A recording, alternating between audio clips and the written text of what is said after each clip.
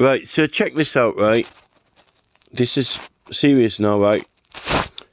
I'm just checking this meaning, right, of homophobia, right?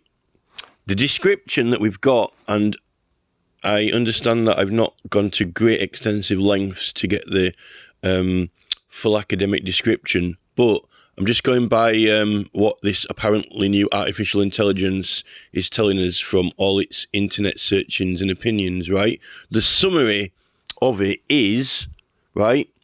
The summary of it is, and this is meant to be the latest state-of-the-art cutting-edge artificial intelligence, which I don't really like to use. That's why I like to go through the old dictionaries and terms. You're not going to find the word homophobic in Samuel Johnson's dictionary. Probably not going to be in the it's not going to be in Webster's, it won't be in the Webster's dictionary, I don't think, either. That means it's more of a modern creation, right? It says here, right, homophobia is a term used, so you actually have to use the term, right, in order to describe, right, and I've highlighted this in blue, a range of negative feelings and attitudes. It says and attitudes, okay? A range, and this is going to be what I'm going to base this argument on, what's highlighted in blue there. It says a range of negative feelings, but then it says and. So that's, if it said a range of negative feelings or attitudes, it could be just attitudes, right? But it's not, it's and. So that has to be both, right? A range of negative feelings and attitudes towards people who are or are perceived to be, well, that's just perceived to be. They might not even be, and they might not even actually be or not. But anyway, lesbian, gay, or bisexual. It can. Does not. That means it doesn't to say that it has to include, or it can include, or it could include. It says it can. So there's an allowance for it to include fear, hatred, discomfort or mistrust of these individuals, right? So they're the feelings that it's referring to. So those all qualify as feelings, right? Fear, hatred, discomfort or mistrust are all feelings, but they aren't attitudes. You can have fear without it being an attitude. You can have hatred without it being an attitude. You can have discomfort or mistrust without it being an attitude, purely because it's a feeling, right? Now, this is why I don't like this, and this is since I've started learning about the law, and I've started learning about Magna Carta and all the ancient rights and liberties and freedom of speech and privileges, but also just, parts of, I don't want to actually turn into a, I would say that I'm, a spiritual person who understands and is not disagreeing with the general Christian culture. And there's a lot of people who want to support the general Christian culture. If that disqualifies me from being a Christian, then, I don't know what to say, really. It's... A lot of the Christianity is in the law of England, so if you've got to comply with the law, this is the thing. A lot of the Christianity is actually enacted into law, right? Particularly also what I found recently, the Old Testament and the beliefs. But if you believe that it actually comes from God itself, right? Now,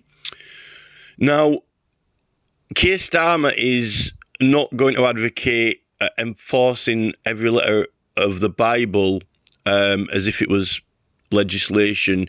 Otherwise, he would have like a church police, right? He would have like a new police force who were all literally enforcing the law. In fact, I've just realised that they've kind of done that on Doctor Who. In the Doctor Who episode, I forgot the title of it, but it's in the most recent series, and they've basically got like all the soldiers are like priests or vicars, or whichever of the preferable clerical terms you want to use. They're in like they've put them into this kind of like war that doesn't kind of really exist, but they're just fighting like they end up actually fighting each other, right? I actually use that example because I did email one of the police chaplains, the main recognised police chaplain from the UK who runs the main website, because he was kind of in his uniform, and what they'd done is they'd made like a police uniform which was kind of like a hybrid of a vicar's appendages and costume, or whatever you want to call it, outfit, regalia, and a police uniform. And I've never seen that before. He was almost kind of like a unique chess piece on the board. He was like a sheriff bishop or something like that, or not. Bishop's a higher rank than just a vicar, I suppose, isn't he? Or chaplain, even. Sorry, chaplain. But a chaplain is a priest who's appointed to certain service. Make sure I get my terms right. So, yeah, I'm not expecting everyone to enforce the Bible like it's a law, because they've welcomed other religions into the country, which you can kind of like almost change affiliation with. But yet, we've been arguing about this whole assisted suicide business with, Kim Leadbeater MP and Lord Falconer, when I argued that the legislation that I found basically mixed the old Hebrew beliefs into law. But what I argued is that every single act of law very early on, until only up to Queen Elizabeth II, is enacted through the grace of God, and it's identified as the God who came out with the Ten Commandments, of one which is thou shalt not kill.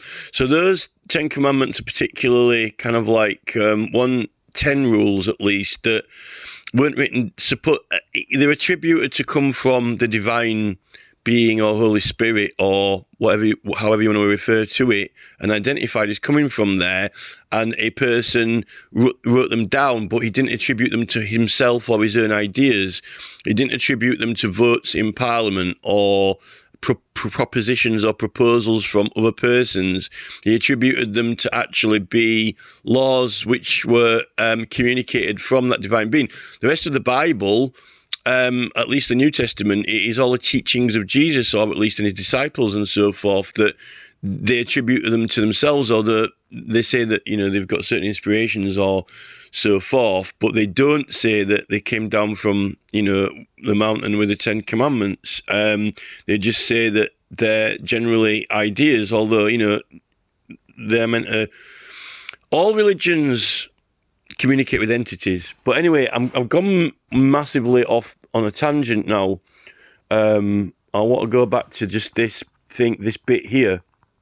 And anyway, even if you did break the law, and even if it was illegal, there's certain privileges we're talking about being able to speak freely or have opinions, right? That's the point. I'll come back to the main point, which is we're talking about if you do or say something which is against the law and illegal, you can be prosecuted, right? But if you've got privileges, then the judgment is reserved for, your peers in the House of Lords, which I'm going to get onto the House of Lords and the life peerage bit in a minute, because I'm on this page at the moment, and this discussion's about one of the independent members of the House of Lords, right? Because I'm gonna actually defend him in a minute. Now the thing is, coming back to this again, I hate that. I'm being put off with that AI overview in the top corner. That's upsetting and annoying. That AI overview. It's trying to make out that there's some supreme machine or artificial intelligence which certain persons have control or access to, like maybe Elon Musk or Mark Zuckerberg or whoever, government agencies, and AI Overview, that apparently they've predicted everything and worked everything out, and it's all over. There's only one view that's possible, and it's almost already been decided whether we like it or not. So there's no point trying or arguing or opposing anything, because it's already all over according to their artificial intelligence. Everything has already been predicted. That's why I don't like that AI Overview in the top corner. I'd rather, I would call AI IB, which is an information bot, which is what it does. It gathers information. So I think that it's, I find that term offending, AI Overview. It's trying to make out that, the elite have basically won the future, and it's all over, and they've already worked it all out, and there's nothing we can do about it. There's some, to sum it down to one word, there is some element of inevitability in the AI Overview that seems to be communicated, and I don't like that, because it's trying to make out that people with machines and devices and computers and lots of money, elites, are somehow in control of our destiny or future, and I don't think that is. Maybe that's oversight. Maybe I'm overshooting that interpretation, but that's why I don't like that AI Overview appearing now. And Google are really pushing it on everyone. Anyway, that was just a side subject, which is not helping clarify this. So, feelings, negative feelings, right? So, there is no one is in control of their feelings, or should be, because feelings are a biological response or reaction, and a natural one. You could even say that their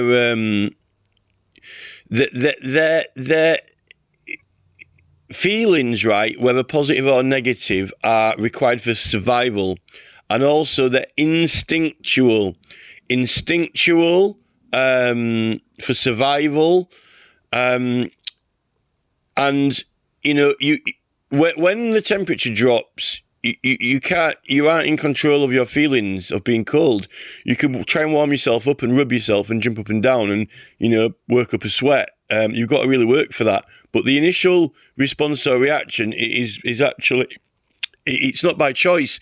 It's on a level which is the same as if you cut your arm or hand by accident, and then your body just sends cells to repair. It starts repairing. You can control your feelings, right? But you cannot really stop yourself from having them. You can restrict them. You can only restrict your actions. You can only restrict. You can restrict your words. You can inhibit your words, and you can control your words. But you cannot stop the feelings from being had. So the response is you can have control of a outwardly response, but you can't have control of the feelings. I don't think, and I don't think that we're meant to. I don't think you're meant to. This is all natural evolution. It's all evolutionary. And the thing is that, there are a wide range of different variations from all around the world, which we're actually they're attempting to teach us to ignore that all these exist, although they want to acknowledge them in like a purely extremely intricate scientific language that only scientists can understand, and they might know what that amounts to or means, but in a social context, we're not allowed to acknowledge or really speak about these differences too much, because apparently it can upset people, which is ridiculous, really. As if a scientist is not upsetting rats when he's experimenting on them, but oh no, we're sacrificing them. Oh, it's religious, is it? Sacrificial rats. Maybe there has to be some sacrifices when we communicate our true feelings in order to help understand and explore and assimilate those feelings. If we can't talk about them or express them, how do we know we've got them, and how can we assimilate, manage, or even understand them? That's one way of looking at it. So describe a range of negative feelings and attitudes. Okay, so the attitude, fair enough. I can understand that, if someone's got a bad attitude towards it, but not the feelings. But it has to be both. It has to be feelings and attitudes. So taking into account that they're probably accounting for the fact that people have feelings just that arise through nature, then they can't really. They won't be able to hold this up without the attitudes as well. So we're likely only talking about the attitudes, because the feelings, when it comes to punishing someone for expressing this homophobia towards people who are or are perceived to be lesbian, gay, or bisexual, right? It can include fear, hatred, discomfort, mistrust of these. Well, this is the thing. All of those listed here, fear, hatred, discomfort, mistrust, they're all feelings, not attitudes. Fear is a feeling, or hatred is a feeling, being uncomfortable or not trusting someone. So that's not feelings and attitudes. They're purely all feelings, right? So where are the attitudes in this summary, in this AI summary? It's got to be the general attitude all the time, right? So this can only hold up as something really. I can't see that you could possibly ever punish someone for having any of those feelings, fear, hatred, discomfort, or mistrust feelings, because that will go against nature and be unnatural, regardless of what the law was. So it has to be attitudes that arise from those feelings, right? So it's only your actual general attitudes which are expressed, right? Otherwise, it's just ridiculous to try and assume that you could be liable for feelings, right? Now, what was the point in assimilating this word? To find out a little bit more about it. And the reason is that I searched, I was looking for independent members of the House of Lords, right? Because we need some help with rights and ancient customs. And there are some lords who have become non-affiliated, but apparently that's different from being independent. Being non-affiliated is apparently slightly different from being declared independent. There only appear to me now, from the search, to be two persons on the independent list. One of them is this guy, Ken McGuinness, Baron McGuinness of Drumglass, right? So he's been suspended, right? And he's been thrown out of his political party, for this homophobia, right?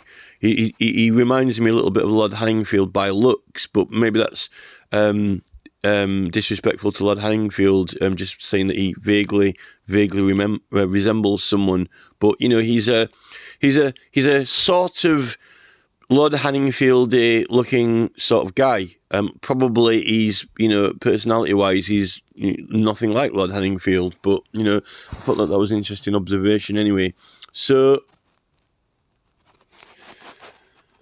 these are there's 43 rows.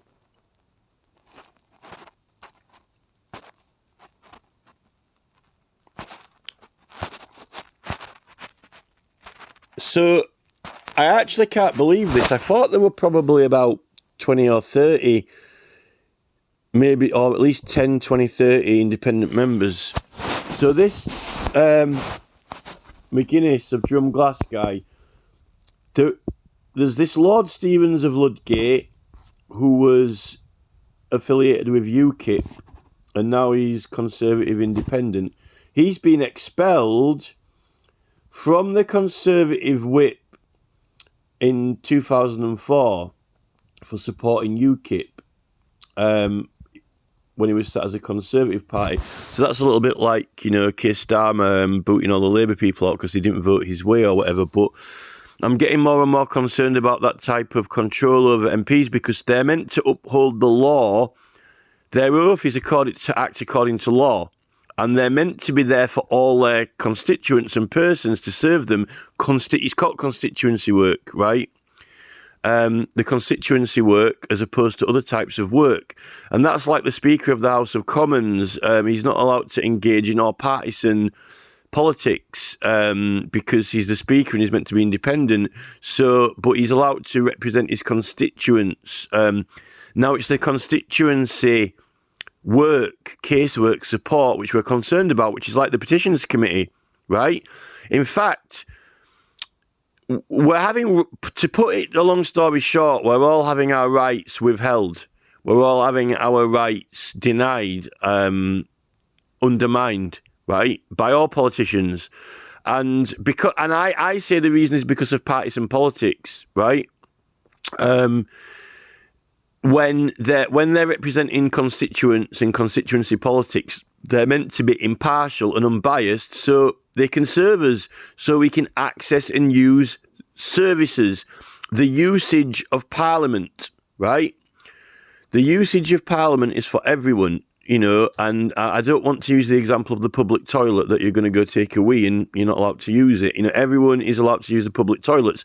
Generally, we've got male and female toilets separate. Some places have unisex toilets now, right? But, I'm not too concerned about that. But what I'm saying is no one who's a taxpayer should be denied the use of the services, right? For whatever reason they want to go in there, number one or number two, right? Or just to wash their hands in the sink, right? And if it's a well-facilitated toilets, it might even have, wipes in there and paper towels or even soap, right? Depending on, if you want to give it good facilities or not, according to law, right? So this is the thing. I'm not suggesting that the Petitions Committee should be a public toilet, right, at all, that people should go and take a number one or number two in, right? But there are laws in effect. There are laws in effect. There are laws in place, right, according to law. And the problem is that when we're doing constituents politics or citizens politics, when we've got a right for usage of Parliament, they're just lying to us, or they don't even really know the law for themselves, like Suella Braverman apparently with that speeding ticket. Now, I don't want to go into the intricacies of the current modern privileges rules because I've got a big pile of books to read through about all of the current latest up-to-date policies on parliamentary privileges, not the actual legislative part of it. The whole history of the legislative part of it is which I've been starting from and working through, right?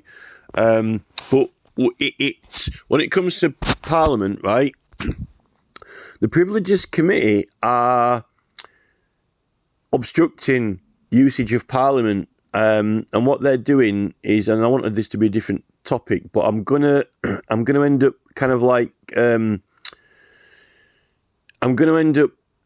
using this to illustrate that there are a lot worse things going on than the homophobic remarks of one or two members of the House of Lords, right?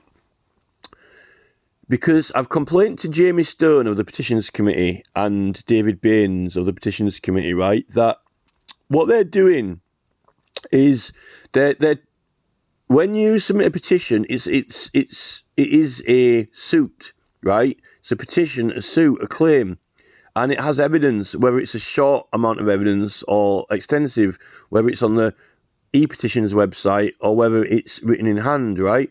And evidence that is intended to be destined to be before that committee or be looked at by it or any other committee in Parliament, it is meant to be protected because it's casework, right? It says that in the brand new 2020 Criminal Procedure Rules, privileged items and information.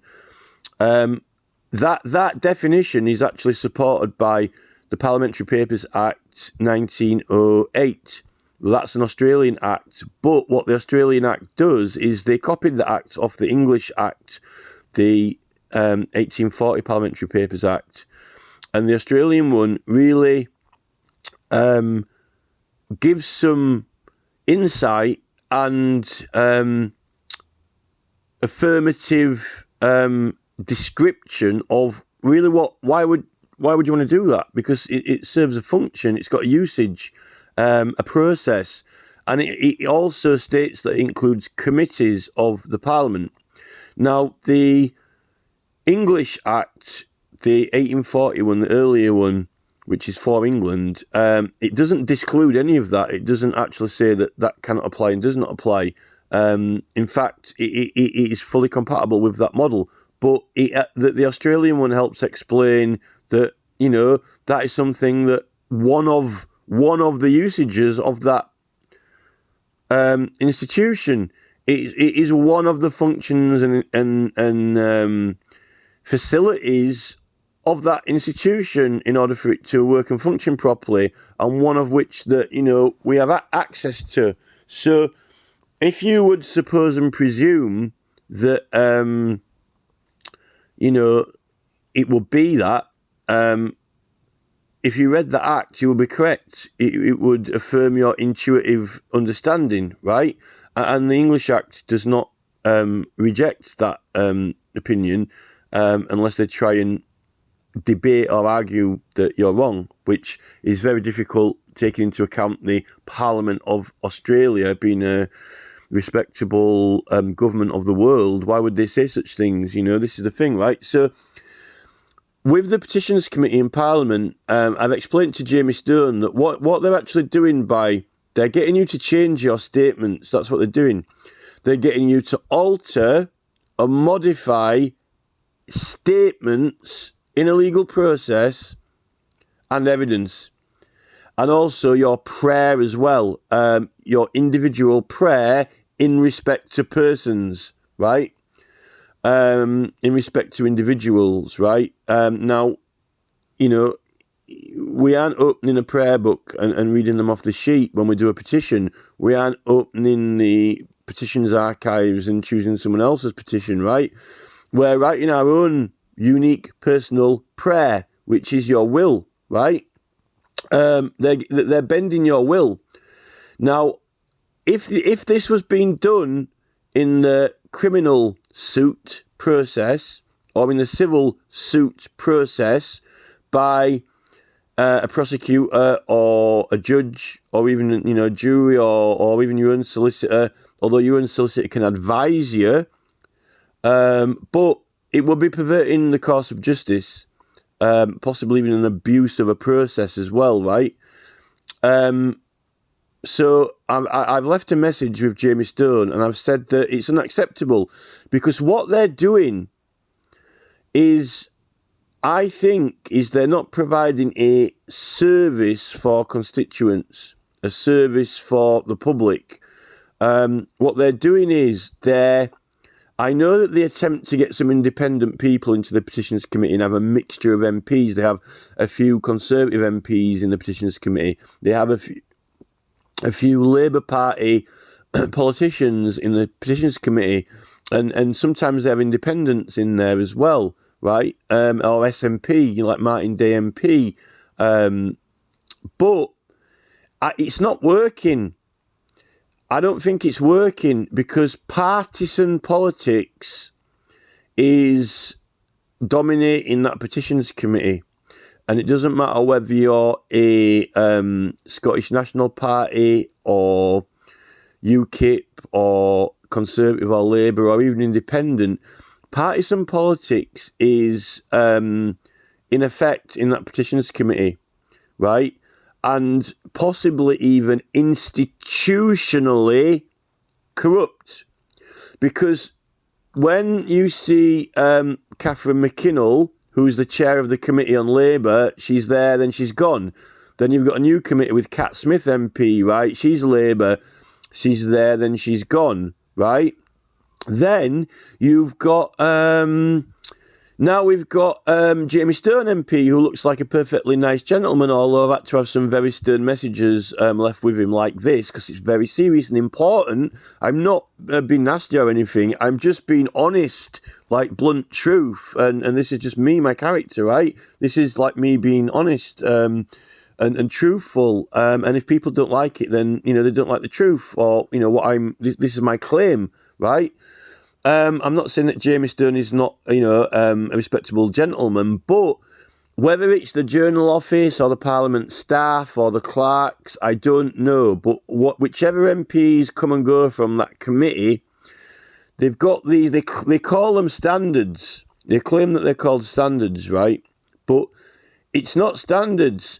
Whether it's some guidebook or some policy or something posted up on the wall or something when they're appointed the committee, they've read something, it's told them what to do, or they're being advised by the Ministry of Justice or by the clerks, the cooks, the cleaners, the clerks, the Journal Office, I don't know, or whether it's Starmer or whichever politician's in charge, right?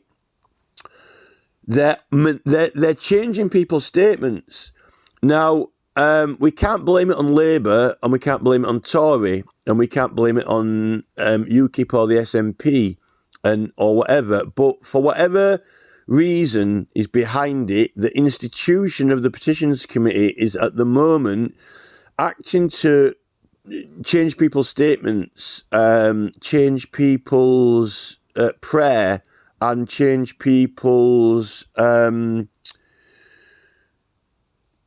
evidence, basically, to how they want it to sound and what wording they want it, which is completely and totally corrupt and illegal, right? Now, so this is when, really, of all the different committees you can have in government, which usually have moderate to less involvement from the public directly, the Petitions Committee is the committee which has the highest probable interaction and participation of the public, save for them going directly through their own MP, because they don't need to go directly through their own MP when they go to the Petitions Committee until maybe afterwards, unless they're going to help represent them in debate, in the debate, right? But so I think that the Petitions Committee really needs to be almost like the Speaker is, which is non-partisan and not allowed to be partisan politics, or only kind of like sort of constituent politics, which means that, either if people get appointed to that committee, maybe they have to, withdraw from their party, or maybe they should only appoint independents to that committee, or choose from independents for that committee, or maybe it should just be run by Parliament staff who aren't affiliated to a party, like skeleton staff, clerks, Journal Office staff, who kind of like run it. And maybe they are doing that. Maybe Jamie Stone and David Baines now, and I haven't seen the rest of the list of persons. Maybe, maybe it's not Jamie himself or David Baines himself who has been, rejecting these petitions or getting people to change them. Maybe they only do the, debate side and presenting part of it. I don't know if they've got a room 27 3B 7 on floor 5 or whatever of some parliamentary room where it is actually supposedly staff operating it, right? And if they are, they need the rule book or the and when I'm talking about rule book, I don't mean standing orders or resolutions of Parliament. I'm talking about like policy, what purports to be policy. We can't do this or that. Well, where does it say in the law? Well, it doesn't. It's just policy, right? They're manipulating statements, and what happens with that is it's almost like, I said, it's a little bit like, I don't want to knock the Beatles, but the Beatles just didn't rock up, write their own songs, sing. They were co-produced. They were guided and steered. It's this what you call product packaged music. It's like co-produced, like Simon Cowell. You know, they're building a brand and product with you together, and it's not purely your song, how you sing it, and how you wrote it and played it. They've produced it together with you to result in something else. You know, it's like Robert Williams, you know, if he writes a song and you go, oh, that's my song, and then someone else sings it a little bit different with the words changed, or that's not my song, it sounds like it. Well, you know, it's, you know, whose song is it at the end of the day? It's not your prayer if it's been changed. It's like the prayer of me and my MP, or the prayer of me and the Labour Party. But I'm not a member of the Labour Party. Well, it is now. It's like produced and, you know, directed by the Labour Party and yourself, or produced by, you know, it's like, you know, let's sing, you know, Wish You a Merry Christmas, produced by Jamie Stone and, you know, Citizen X, right? You know, well, that's not how the song was, you know, going to turn out. Well, can we sing a live version? You know, this is the thing. It's a product, and it's not. And I know that if you go to a court, right, your solicitor or lawyer helps you to present a case, and, you know, helps you choose what best effective evidence to win, and, you know, knows the law. But everyone can self-represent in a court, in that facility. You can represent yourself, and you can make your own case or claim. And a lawyer or solicitor is never supposed to. He can advise you, you know, it's best not to say this or do that, only because you might lose, but not because you're not allowed to access law. Not because you're not allowed to access justice or civil claims. Only because, you know, I wouldn't advise doing that, because you might lose. You know, the jury might not vote in your favour, or the judge might not vote in your favour, or you might end up insulting the judge or whatever. But this is the thing.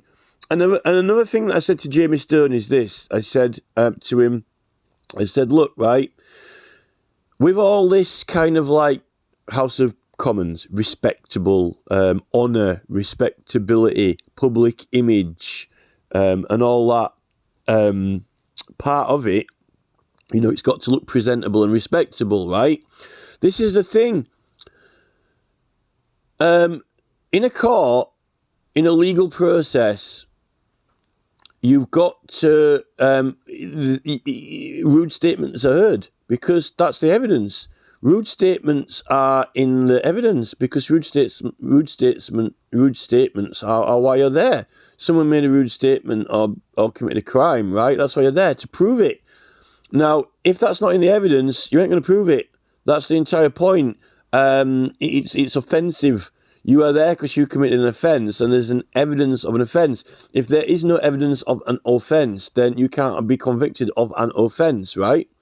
And even if you win the case, right, all these cases are listed in His Majesty's government, courts listings, even on websites, the Crown Court listings of England, right? The Magistrates Court listings of England. Look down it. Name, person, name, person, name, person. Charge, breaking a window, taking Class A substance. It's not pretty, right? It's not honourable. It's not respectable.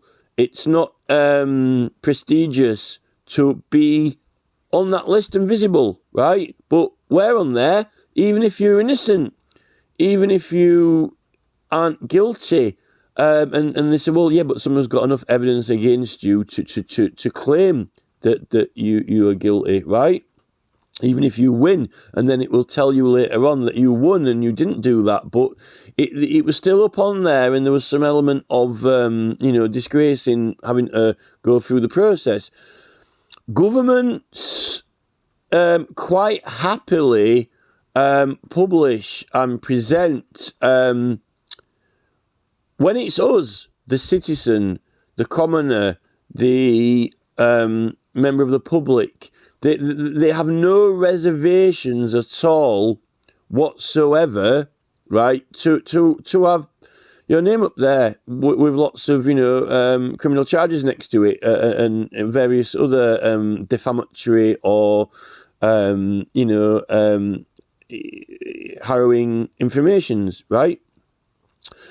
Now, Parliament is just meant to be, we can dissolve Parliament and have no MPs. We elect them and they serve, we can have it prorogued, it can be dissolved or whatever, right? Or in between Parliaments, right? It's a body there for function, right? No matter how honourable, right, honourable, respectful or not it is, right? They don't seem to want to have these certain informations tried on there, whether or not it's right or wrong, whether or not you win or lose. They don't want anyone to see it or know it. It's extremely now produced, but it's meant to be the truth.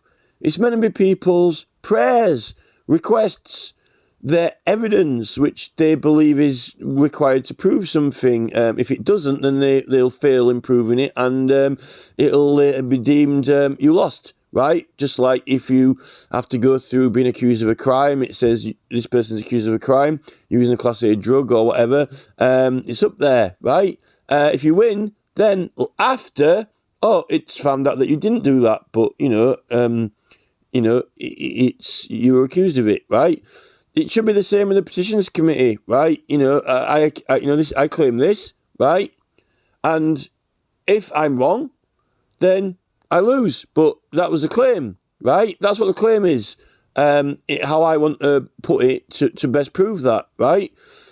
Now, Jamie Stone and David Baines and their predecessors and past petitions committees, at least from Tony Blair's government, right? Since we had e-petitions, because I don't think that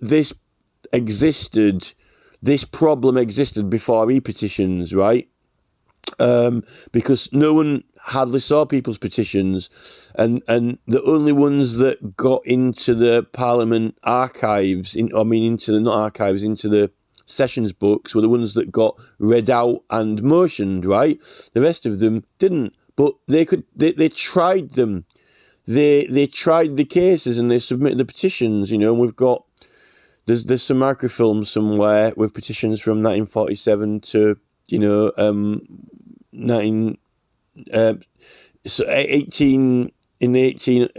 1800s till 1947 or whenever, because they were destroying all the ones that didn't get read out and just making a brief record of them. So those brief records exist somewhere, and not the original documents and paperwork. But prior to that, prior to the fire of Parliament, they were keeping all of them. Those are what got burned and destroyed, right? But at least they could try. They were allowed to try. And the thing is, in modern politics, it's not purely on the strength of the evidence of your claim. You can just have yourself with a petition with extremely compelling, strong evidence, right? Or by Standing Order 155, a particular grievance which is urgent or important, right, to be acted on. It's possible to get an action or motion based purely on the evidence, right? But you can also have it debated or actioned with extraordinarily large volume and weight of public concern, right? Which is like it's an exhibit of evidence. It's acknowledged in the Inquiries Act that public concern, presentable, documented, is an exhibit of evidence. Which you attach signatures, is evidence that a very extremely large number of people want something actioned, right? It can be as compelling as just one signature with a very strong argument or undoubtable facts. It might be something silly, like a Monster Raving Loony Party policy, but if every single person in England motioned it, it would be extremely compelling. Whether they would believe it or not, I don't know, but the Monster Raving Loony Party have got a manifesto, and if anyone wants to believe that manifesto and support it, they're welcome to. Go and vote for the party when they have anyone stand.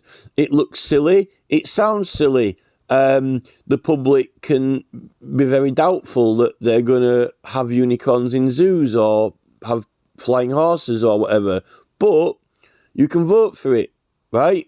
You know, and if they get into government, for God, you know, I don't know how they're going to implement it. If they're going to, like, you know, pretend or fake unicorns and, you know, Pegasuses, I don't know. But, you know, that's what they're running on, and they're taking votes on that. And the government are not prosecuting them for fraud or forgery. You know, so, you know, that's another thing. So, you know, what I'm trying to say is, they're allowed to try their information. They're allowed to try their cause without it being altered or manipulated, no matter how ridiculous it seems.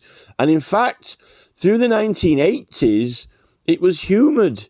It was laudable. It was laughable. It was jovial. Come up, you know, stand next to the MP in the election, right? Come stand next to Keir Starmer when there's a big silly guy with a hat on next to him, or Jeremy Corbyn, amongst the Raving Loony Party candidate. That's the ridiculousness of it. But it's not. What's happening there, for example, they're not going up to the Monster Raving Loony Party and saying, oh, well, you know, for this election, would you mind if you wore this hat, like, you know, Come a Chameleon or whatever, you know, or something like that, you know, like, or the Mask from the Mask film or something, like, you know, they're not telling you what to wear or what not to wear, and they're not actually asking you to modify or change the manifesto, you know, so Boy George, you know, Boy George. They're not saying, you know, why don't you wear this hat like Boy George, you know, it's a little bit more suitable to Tory and Labour Party participation in an election. No, the Monster Raving Loony Party candidate can wear near enough whatever he wants and look as silly as he wants. Maybe some of the petitions on the petition committee, maybe one or two of them get through silly, but what I'm saying is, Jamie Stone and David Baines, the current members, what I'm aware of, or that I've seen them declare, I haven't searched further back from the last week or so. They might have added some more in, but the last time I looked, those are the ones that I've seen listed, right? They're actually getting you to change your prayer to how they want you to have it, or not how it's meant to be, how you want it, and even suggesting, you know, we'll let you have your prayer if you say word it like this or that. Well, almost like changing your magic spell, right?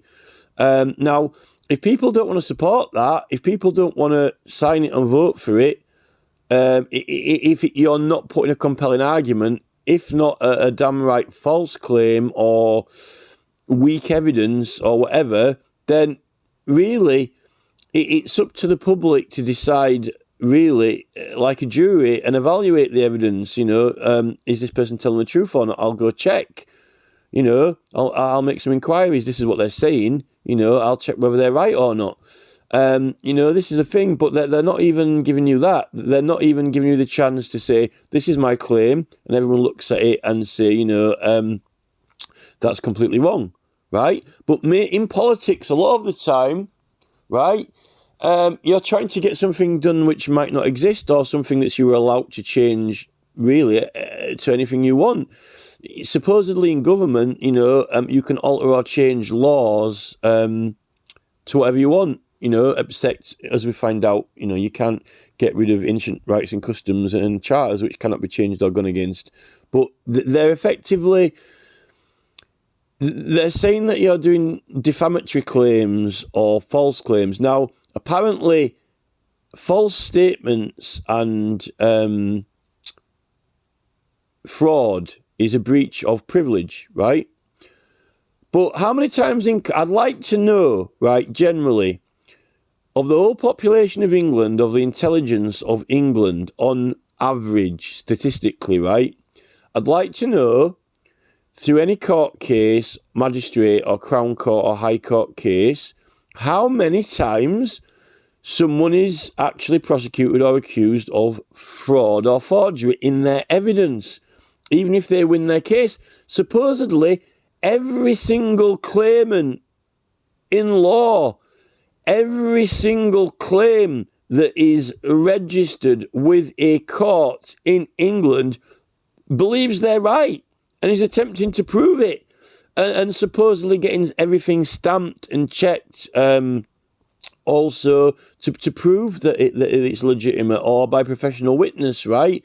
But if they're wrong, right, then how can they have been right? In fact, every single person who loses a court case is wrong. They weren't right. It either wasn't true or they were wrong. Now, the only reason they're not arrested, that means that everyone who loses a court case could potentially be arrested for lying or the information not being right. But supposedly they believed or thought it was right, Well, but if they've been proved wrong by a court, right, how can they have been right? Because the court's proved that they were wrong, right? So it's almost kind of like, I was driving down the road and I went a bit too fast. Oh, sorry, I didn't realise, I didn't notice. I thought I was within the speed limit, but I wasn't. Well, it doesn't really matter, sir, if you didn't intend to exceed the speed limit, if you didn't realise, if you thought you were driving at the right speed limit, well, you weren't. And tough, right? Well, this is it. Oh, I thought our court case was correct. We went to the High Court to prove that, sewage shouldn't be spilled everywhere. We thought that the company was doing this or that. We believed they were doing this or that, and we thought that this was the right legal thing. But it doesn't matter if you thought you were right. If you believed you were, you're wrong. And I make the order now with the hammer. You are wrong, right? Well, I wasn't wrong on purpose, Your Honour. I'm sorry. Well, it doesn't matter whether you were really wrong on purpose or not. You're wrong and your information's incorrect, so it's fraudulent, it's false. This is the thing. It doesn't stand up to me, and I know there are a little bit more intricate arguments around that when it comes to,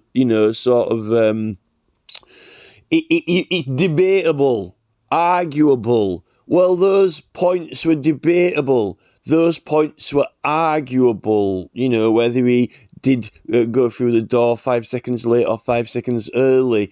What's the interpretation of this law, right? Well, I thought the law meant this, and I'm trying to argue that. Well, you're wrong. And the judge says, so, you were wrong. Your claim was false. Clearly, after the judge has made an order, he was false.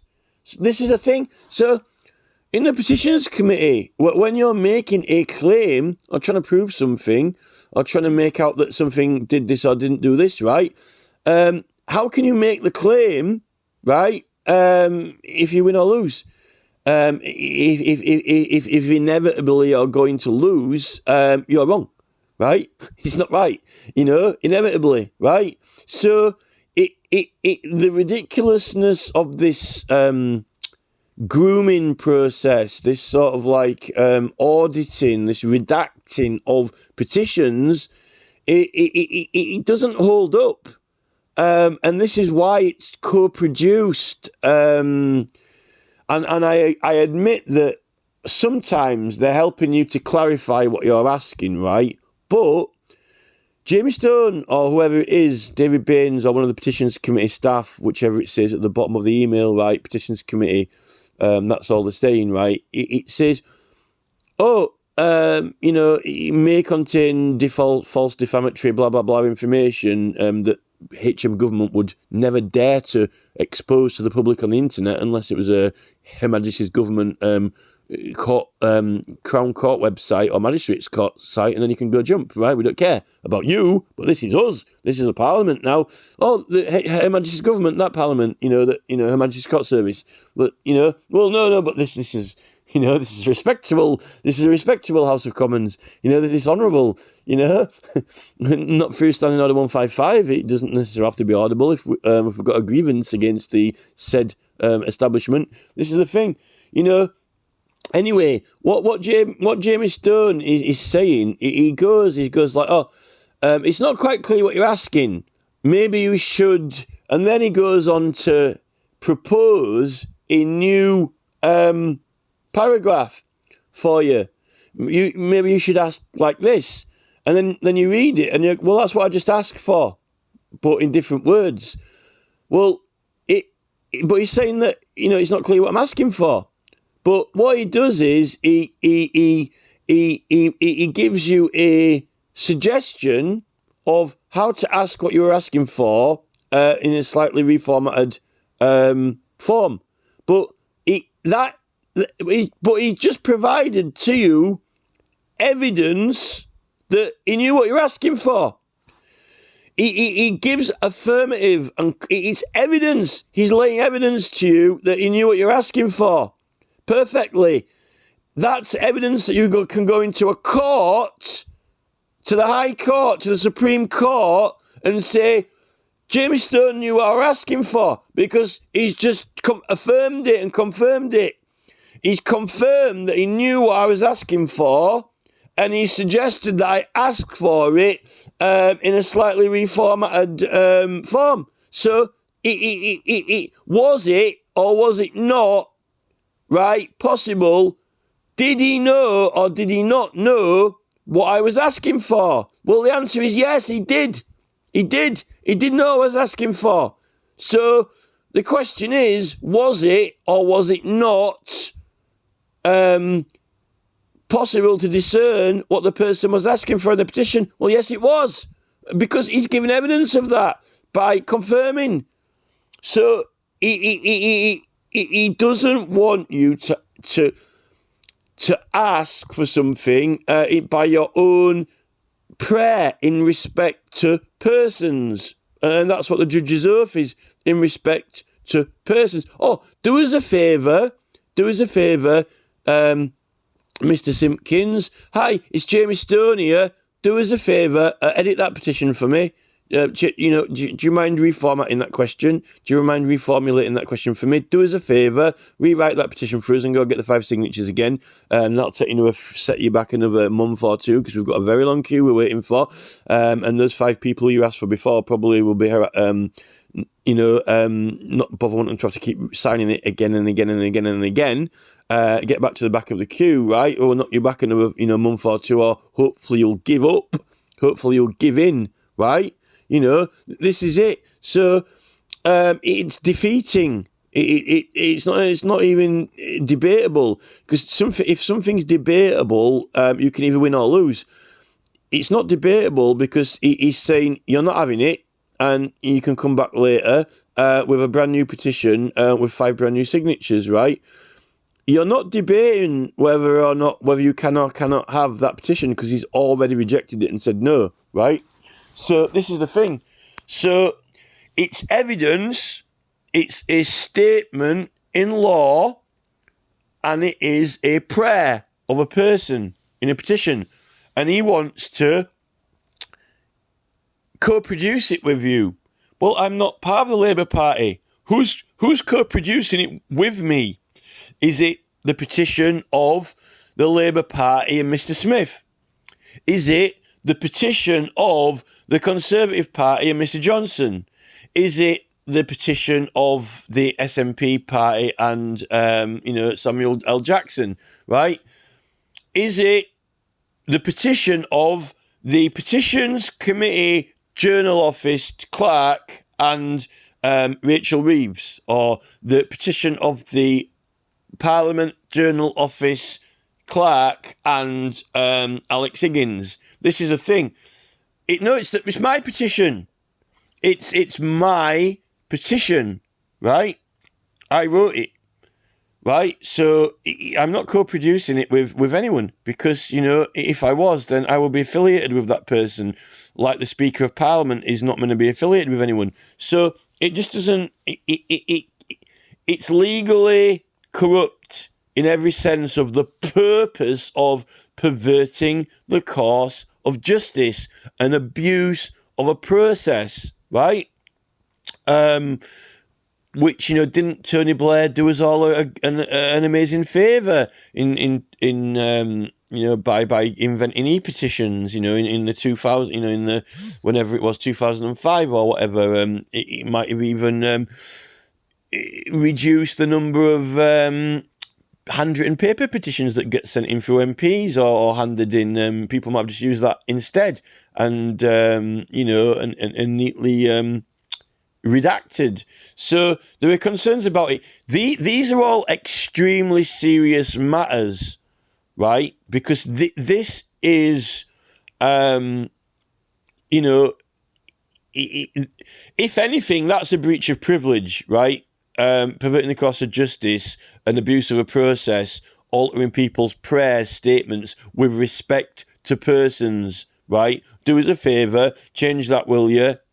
Do us a favour, remove that evidence, will you? Do us a favour, change what you're asking for, more in line with Keir Starmer's party whip. This is the thing. That's extremely serious.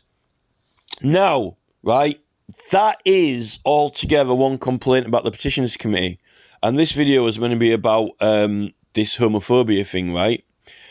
What is more serious in England, right? Scotland or Northern Ireland and Wales, right? What is more serious, right? Having a natural, emerging, biological feeling, right? Evolutionary feeling, right? And, right, having an attitude for that and expressing it, or willfully perverting the course of justice of the whole country, willfully abusing a legal process, regardless of whether it's a privileged process or not, for certain people to manage and look after it within their own jurisdiction. Within that jurisdiction, right, fraud or forgery, right, and as the oath of the MP, according to law of lawful due process, right, and the right of the subjects to petition the king, right? What's more serious? Having natural arising feelings about something, right, and then having it, which lead to a particular attitude, right, just you yourself, right, or perverting the course of justice of the whole country, right, is slightly more serious.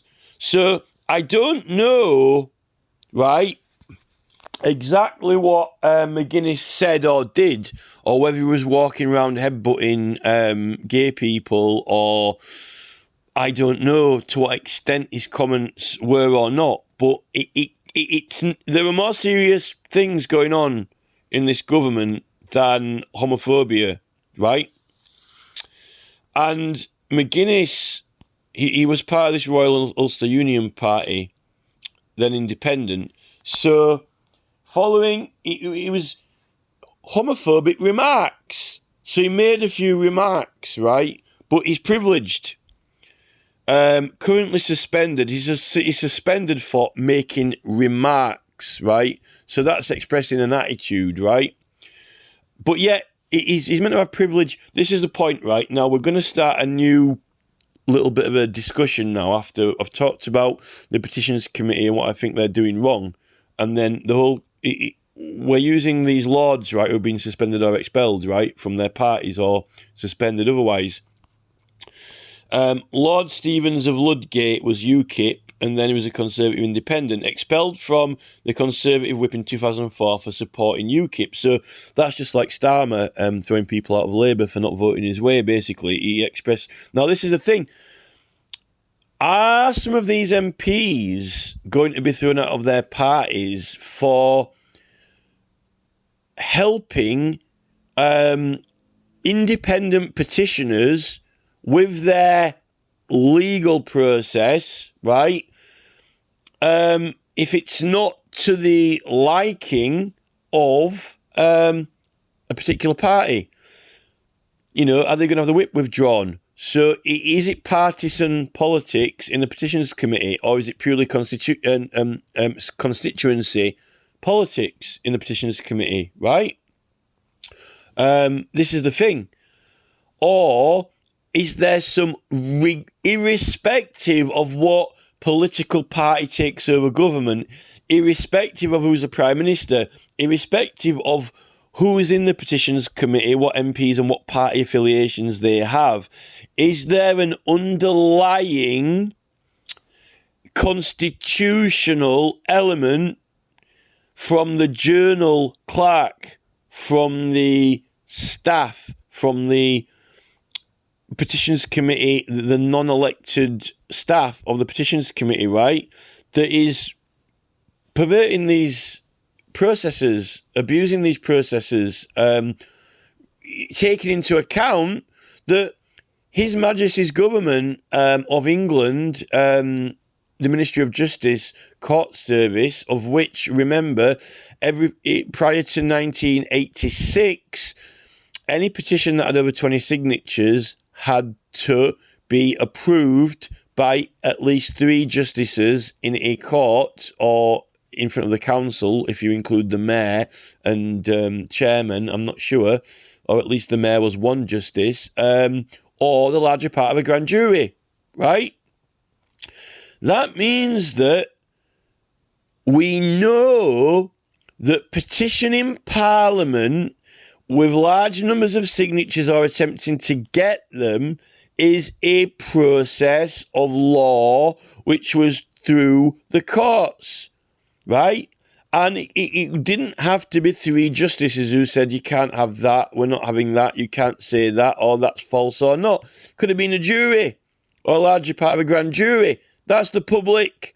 That means the public decide if your claim is substantial enough to proceed to collect more signatures. That means a larger part of a random grand jury could say that information is false, it's defamatory, it's ludicrous. We don't want people to read or see it. You got a strong claim here, or even can we? And in fact, you're not asking them for permission. You're not asking for a decision on the petition. In fact, they're not deciding the evidence in that court. They're not deciding whether you're right or wrong. They're not deciding whether your evidence is correct. They're actually deciding merely if you're allowed to proceed to collect more than 20 signatures, which is the exact position you're in the petitions committee, whether you're allowed to get more than 5 or 20 signatures. Actually, the public, the random jury, the public decide whether you can proceed to collect more signatures or not. So wouldn't it be the fact that, you're doing it online and, shouldn't it be the public who are deciding whether or not, you collect more than 20 signatures or not? Not Jamie Stone or David Baines without, I'm not disrespecting them,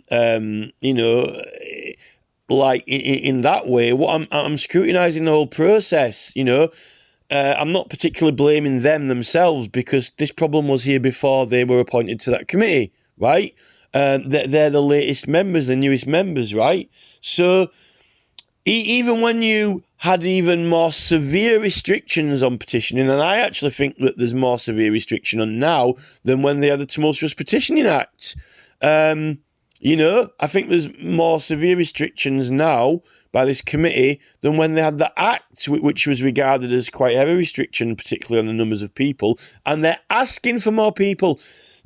That's what they want. They're saying that e-petitions, it's not going to be decided purely on the weight of the evidence. They're saying that they're not going to hear the case and debate it unless you get 10,000 signatures or 100,000, right? Although they did debate one of them the other day, which I think it might have had a lot less than 100,000. It might have even had like 20, 50 or 60,000. It's the public. It's even going through a court, right? It's the public, right, who say whether or not you can proceed to collect more signatures on that matter, right? Which it's not allowed to be decided in that court. They can't even decide whether your claim is right or wrong, whether your suit is right or wrong. But I know for certain, if up till 1986, right, a petition goes through a court to see if you can have permission to go to Parliament. What is this? What? Excuse me. What is this? Is this a case? Is this a suit? Is this a suit? Is this a case? Is this a claim? Am I in a court? Is this the English is this the English justice system? I'm in a court in England asking for permission to speak, sir. Permission to Parliament. But I'm in a court. What is it you've got to Parliament that would necessitate you coming to a court? Well, it's. Are you trying to prove something? Have you got a point to prove here? And how do you intend to do that? Is this some kind of judicial process or justice that you're entering? When we hear this matter, or you are coming to have an ice cream. Excuse me, sir. Can I have a can of Coca-Cola, please, and a Twix? I'm sorry, this is a court of law. Well, there's a refectory in the corridor and a toilet down there as well. This is the thing. Can I have a Big Mac, please? And it's like on Dad's Army, ain't it? Jones, have you got some sausages? No, this is a court of law. We're doing justice. Can I petition Parliament to get them to serve sausages in court, please? Well, actually, you've come to the right place. Can I, we've got a petition to Parliament. We want them to serve sausages in court.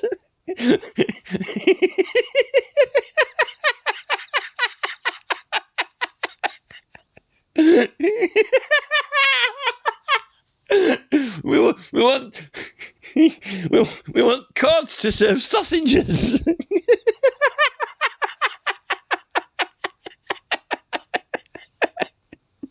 Well, you've come to the right place then, Well, we've got 20 signatures. We need more signatures. Well, you need permission from a jury. Well, lucky we've got a grand jury here, or the best part of one. Well, do you think that can I, want to collect more signatures, please? 100,000 signatures. So we want them to serve sausages in courts. So you're in the right place now. This is it. And funnily enough, you go on the Crown Court list. And look, Thursday at 2:30 at Southwark Crown Court. Alex Holdsworth and Michael Johnson, theft of sausages from a butcher's. Here's a guy in court number 6 who's been stealing sausages, right? And there's some petitioners in courtroom number 8 who are wanting Parliament to start serving them in courts. Well, if they've got the evidence in courtroom number 6, 12 or whatever, then we've got some sausages here. Well, you can't eat those. Those are an evidence exhibit. We tried to prove that they were stolen. But look, one of the judges has had a nibble of them. One of the judges has been eating. There's one missing, and some crumbs at the side of it. This is the thing. But this is the. I didn't want to go into jokes, but this is the thing. So I think it's serious. You can't change a personal prayer in respect to persons, right?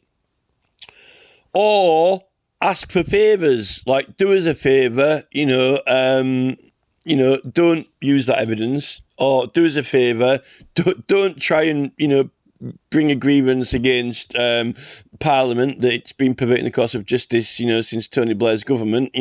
This is the thing, and that's another thing on Tony Blair's naughty list, isn't it? Besides, going to war and the London congestion charge claim, ancient liberties of London, and now, pivoting the course of justice with the Petitions Committee. Although, no, I'm Tony. Hi, I'm Tony Blair. I'm doing you a favour. Here's a nice new e-petitions. Why don't you use this one? Don't use the old paper version.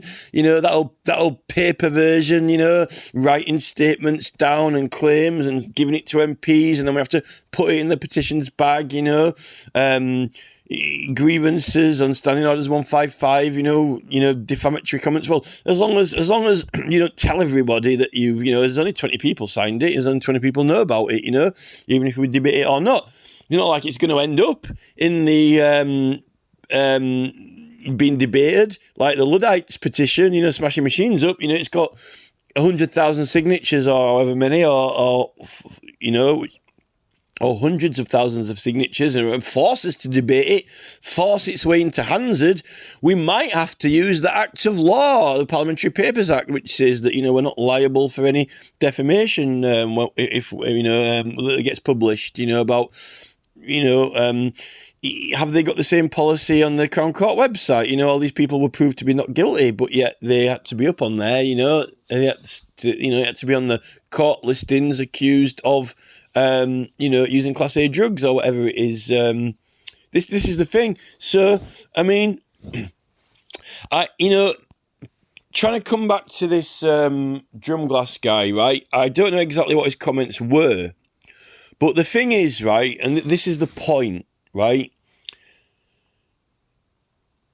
The Lords are meant to have privileges, right? And he might have supposedly breached the policy of the House of Lords, right?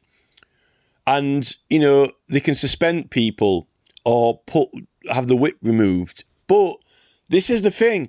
I'm not trying to suggest that, the House of Lords should just, swear and, become some kind of street loitering effigy, when ruffians screaming and shouting. But this is the thing. It's meant to have freedom of speech in Parliament, right? And the life peers are meant to have the Magna Carta privileges. And that's another argument that in 1948, Queen Elizabeth II was supposed to have repealed some of the life peer privileges, right? Or for servants and so forth. And then again in 1967 with that Criminal Law Act, some more, because people were getting champathy and benefits from them. But those privileges are meant to be that they're open in Parliament. They're opening the Parliament of England, and they're claiming that we are opening it in the Speaker's petition to the Lord Chancellor. He's saying we're opening Parliament with all the ancient privileges of England into effect. And that's what Sir Erskine May was talking about in his book, right? Now, is that petition getting rejected every time? And saying, no, you can't have all the ancient rights and privileges, but we'll still open Parliament. I think the petition is to open Parliament. I'm sure that they're claiming that they're invoking all of the ancient rights and privileges into effect, yet they aren't or can't if Elizabeth has repealed them in 1948 and 1967, right? So either they're opening with them all or they aren't. So either Sir Lindsay Hoyle and the Lord Chancellor are committing fraud and forgery, or Queen Elizabeth II did not remove those life peer privileges, that it was void and null, which is what happens if you go against the Great Charters. Whatever you do is void and null, right? Or Sir Lindsay's petition is void and null. One or the other, right?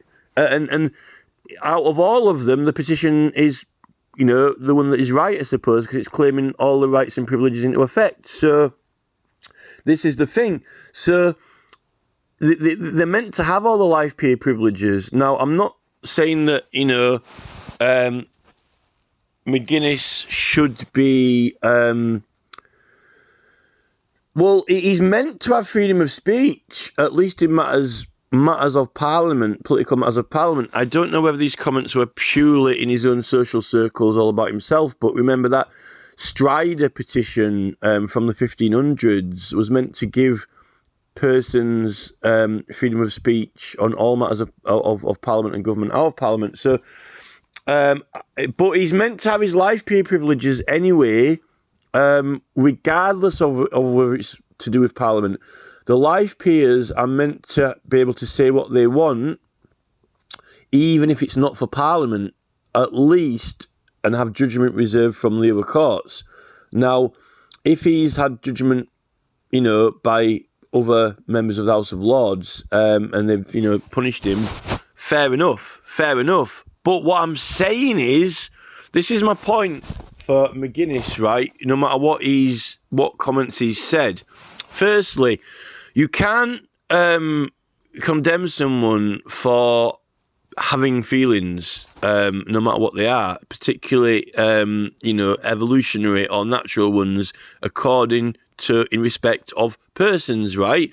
Now, if you therefore convey a certain attitude, isn't that what constitutes a caricature? The caricature is a caricature is unique in respect to that person. A character it might be of good character or bad character, but nonetheless it's a character. In fact, people go to movies to be entertained by bad characters. Now, I don't know what the current guidelines are for films and movies, if certain things are absolutely and completely banned, but they're allowing to show things which are completely and utterly illegal, like killing people, driving a car off a cliff, blowing up a building, whatever. Oh, it didn't really happen, it's fictional. But what they're doing is that not, even if it was, okay, they might have really driven a car off a cliff with safety around it. It was privileged. It was a privileged scene. They were privileged to really drive a car off a cliff because it was controlled with safety experts. They got a license, right? It's this privileged event to make it look real and make a theatrical presentation, right? But surely, regardless of the feelings and motivations of the producer and director of the movie and the cast and crew, right? Surely, does that film not express an attitude?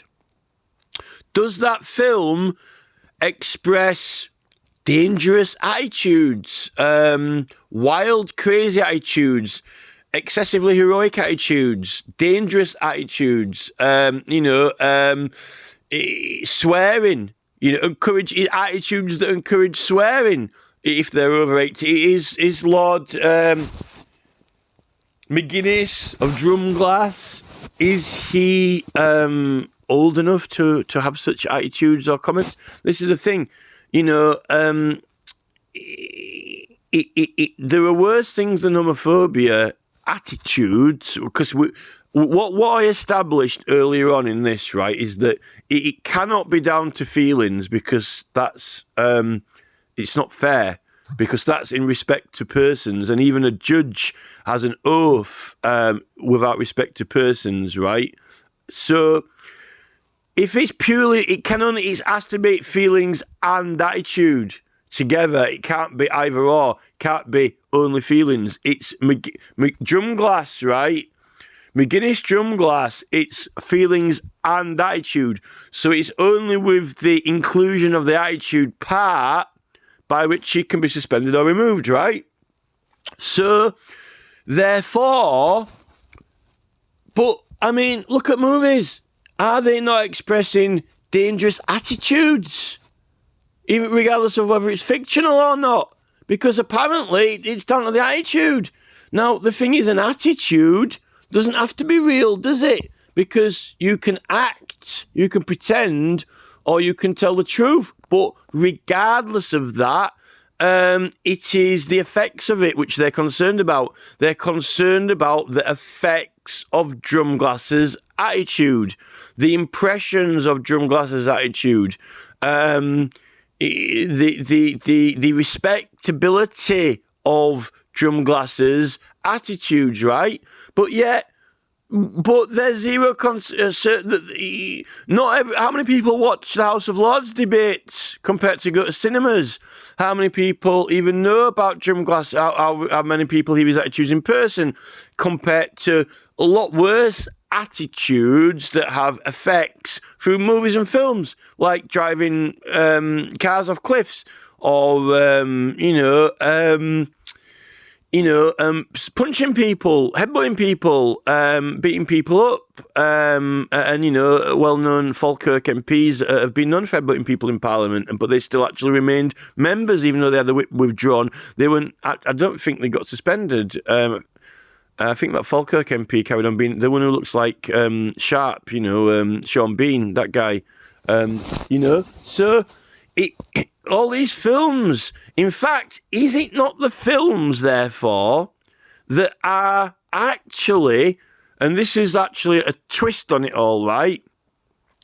Because the films are so massively spread, and because the films are so massively promoted, do you not think that it could be the films that are encouraging or promoting gay, sexual, lesbian, bisexual activity, or in the first place, or all this woke behaviour, or and a lot of the things that Lib Dems are purporting to support, and the Green Party now, and the Right Honourable, Sir Ed Davey MP with his looser than loose, kind of like anything goes, whatever you want, turn a man into a woman, turn a woman into a man, and so forth, right? All this gender bending and, ending life and other things, which a lot of them go against, like, the ancient liberties of the realm and the main charters. Particularly, I had a separate video talking about, should we, assisted suicide and ending life, thou shalt not kill. That's a separate talk. But, we're talking about attitudes. Now, I think that the movies are and, TV generally, like X Factor, are they not promoting greedy attitudes, obsessively, social excess, wanting people to pursue being cheered or jeered by excessive crowds, or pursue excessively more than the average person needs just to feel happy or content, all the food advertisements, that's affecting people's eating habits and what they're pursuing. All of these attitudes, right, are far more harmful and are the cause of all the problems. They are the cause of all the problems, right? So Drumglass, I think, is being treated, he's not been given, firstly, he's entitled to have whatever feelings that are unique to him and his own personal character, because that's who and what he is, and whether he should or should not have attitudes this or that way. In politics, right, if you can't explain feelings, right, and be an embodiment of who or what you are, then all those Human Rights Act articles, freedom of expression and so forth, mean nothing. They're purposeless. It's pointless. So, I mean, I am, Drumglass can say what he wants in his political views and opinions, right? He might, fair enough, if they want to expel him from a party, right? But being suspended from the Lords for not being able to speak or express, even if he's, behaving like some kind of ruffian or whatever it is, there are worse influences than homophobia from films, like violence. And surely, right, did Drumglass headbutt anyone, right? Falkirk MP did headbutt someone, right? Okay. And then that Runcorn Labour MP did punch someone in Runcorn, right? But the thing is, that's Drumglass. I don't think he's hit anyone as far as I can ascertain, right? I don't think Drumglass has punched anyone. Now, if it's... The thing is, if it is all... It can only be about the attitude on this. It can only be about Drumglass's attitude, right? And projected attitude and its effects and influence, right?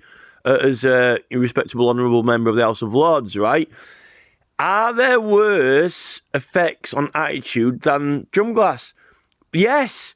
The attitudes of violence, attitudes of excess across the whole spectrum, from money to, this kind of like,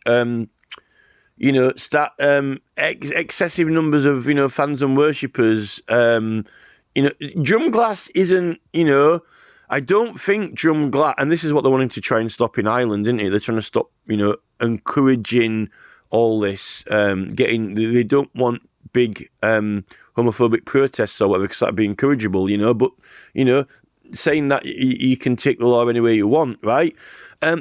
Surely are the movies not encouraging violent attitudes? By example, more really than the protests. Because most of the protests are peaceful in this country, give or take. But, surely the films they've got a violent attitude, surely. But they're not even privileged members of the House of Lords, are they? But apparently they've got tax privileges and so forth. Who gives them these privileges? The Lord Chamberlain, I'll just approve this play. It's called, Hamlet, alas, poor Drumglass. Alas, poor Drumglass. He was homophobic, but... there are worse things, like me holding a skull in my hand, and, putting the attitude that that's what we should do, walk around with skulls. But it's a acclaimed play from a well-esteemed playwright. Professor Tim Wilson would be walking down the street singing, singing praise of, Hamlet, Shakespeare and so forth. This is not a bad influence on anyone. It's not a bad attitude. This is entertainment, alas, with Drumglass, this is the thing. This is the intelligence and attitude that we're dealing with. So, but this is the thing, right? You would have thought the reason why I even started looking for independent members of the House of Lords is because I'm trying to think of who can help. Who can help with these problems with the Petitions Committee? Who can help this censorship and, altering of people's personal prayers with respect to persons, like changing someone's plea or manipulating evidence or even their claim? When it's going to be a lawful due process, can we get any help from these independent MPs? Like this, who's this guy? Is this the Lord Stevens of Ludgate? Is this the type of person who might be able to assist us and help us, being independent or not? Oh, I'll have to email him. I'll have to, I'll send him this talk. I don't know whether he's got the time of day for me or not, to listen to it all, because it's 1 hour and 30 minutes now. But, can Lord Stevens of Ludgate do anything about this Petitions Committee? Is he truly, well, he was UKIP, now he's Conservative Independent, if there is such a thing, he's been expelled from the Conservative whip, but he still can speak in the Lords. Resigned from the party whip, is currently suspended. So Drumglass is suspended. He's not any good to any of us at the moment unless he gets unsuspended. I advocate for him to be unsuspended. And I'm probably going to request to Sarah Mullally, the Bishop of London, that he be unsuspended, because I think there are far worse attitudes being projected out there that are more harmful. Attitude, it's the attitude, right? And if it's the attitude, then it's not really his feelings or with respect to his person, is it? It's merely the projection which comes from him. And that's the film is a projection, right? Whether it's fake or false or acted or not. It's an attitude, isn't it? Surely. It is an attitude which has been projected. So I advocate for Drumglass being reinstated, whether what much good that's going to do, because I think he's knocking on a bit now. You know, he's knocking on a bit. But I mean, who else can help us? Now there's another list of that there's only 2 persons. I can't believe that this is correct.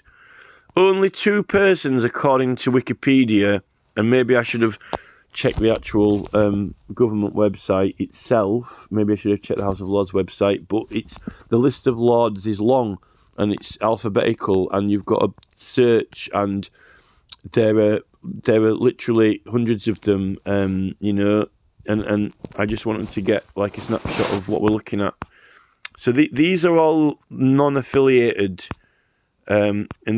So, according to this, and I don't know when it was updated last, it's not the best research. I should have gone onto the Parliament Lords website to look at the list, but I'm going by this one, right? They've been updating everything else on Wikipedia. They must have someone like, you know, Rachel Reeves is the latest Chancellor of the Exchequer. They've been updating it, right?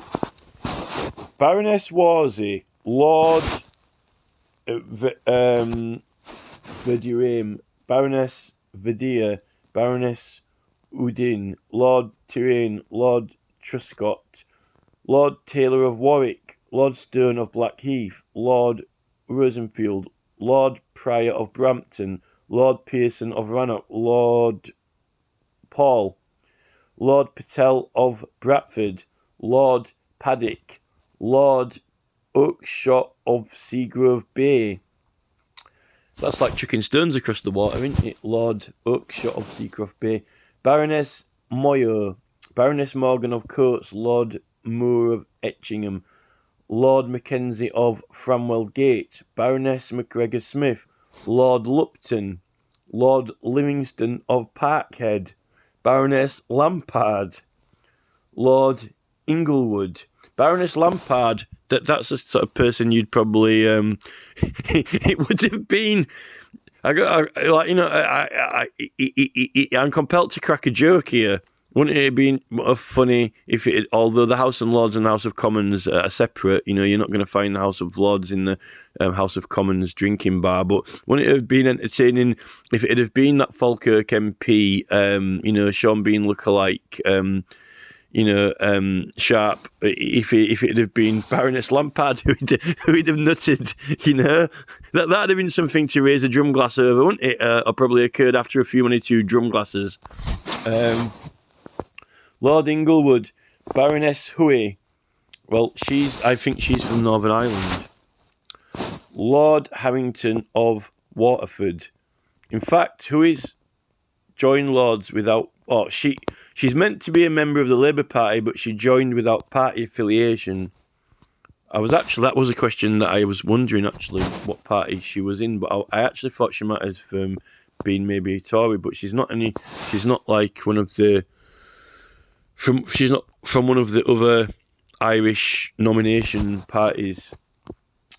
Lord Harrington of Watford, Lord Grade of Yarmouth, Lord Gardiner of Kimble, Lord Gidea, Baroness Fox of Buckley, Brexit Party, join Lords without party affiliation, Baroness Foster of Agadrumsey. A lot of these sound like they're, you know, sort of from the Islands and Highlands, or Baroness Foster, Lord Fawkes. See, Fawkes has left the Conservative Party, but he's now unaffiliated, no comment. I don't know. I don't know if Lord Fawkes obviously conjures up Guy Fawkes, which makes you wonder about the burning of Parliament. How did that even happen? It can't have been by accident. Even one of the women staff of Parliament, one of the female clerks or secretaria, said that the floor felt very hot and warm. That's strange. Should we go investigate further before we leave and lock up? Unless Robert Peel said, nothing to see here, nothing to see here, nothing to see here. Come on, let's go now, lock up. Nothing to see here. Well, the floor feels a bit warm. No, that's not warm, Lord Davies of Abersock, Lord Elsie Thomas, Lord Cooper of Windrush, Baroness Chisholm of Owlpen, Lord Cashman, withdrawn from Labour whip following criticism. So some of these were actually voluntarily left their parties. Others have been forced out of their parties. Lord Carter of Barnes, Baroness Carr of Walton on the Hill, Lord Brennan, Lord Boyd of Duncansby, Lord Boswell of Idaho, Lord Austin of Dudley, Lord Ashton of Hyde, Baroness Atman, Lord Allen of Hallam. So Lib Dems, no reason given. Conservatives, Labour.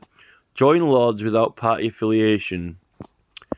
Principal Deputy Chairman for committees present. Maybe he's not allowed to have an affiliation then. The Principal Deputy Chairman of committees, what about the Petitions Committee? Lord Boyd of Duncansby. So he's currently ineligible as a senator of the College of Justice. All right.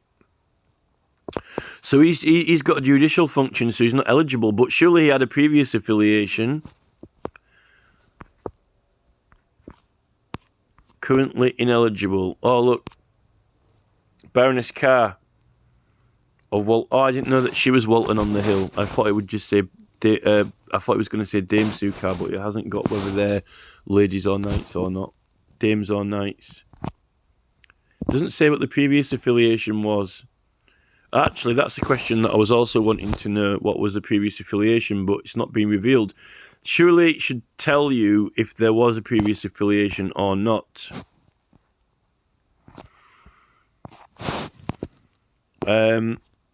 Withdrawn from Labour whip. Some Owl Penners voluntarily left, suspended from party, resigned. There was even a Plaid Cymru ones left. Democratic Juniors join Lords without party affiliation. So this Baroness Forster, that I would have thought that's a person who probably would be relatively about as non-partisan as you can get, because there aren't many of these who didn't have any prior affiliation at all. And there used to be more.